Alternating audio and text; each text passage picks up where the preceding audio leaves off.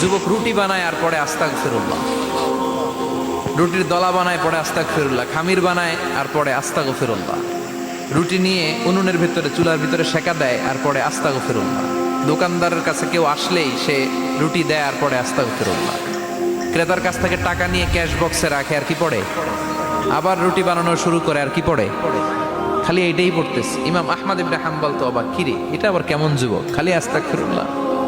উনি প্রশ্ন করলেন, যুবক ঘটনা কি? আসার পর থেকেই তোমার দেখতেছি তুমি রুটি বানাও, রুটি বিক্রি করো আর পড়ো আস্তাগফিরুল্লাহ, মালাকা ইয়া শাবাব।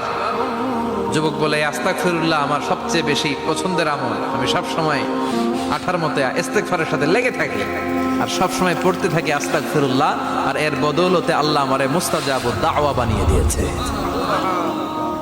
আহমদ ইবনে হাম্বল তো অবাক, আনতা মুস্তাজাবুদ দাওয়া, তুমি মুস্তাজাবুদ দাওয়া রুটিওয়ালা? আমি এত বছর হাদিস পড়াই, আমিও তো মুস্তাজাবুদ দাওয়া না, আর তুমি রুটি বেচো বাজারে, তুমি মুস্তাজাবুদ দাওয়া, তুমি দোয়া করলেই সব কবুল হয়ে যায়? যুবক বলে, না আনা মুস্তাজাবুদ দাওয়া।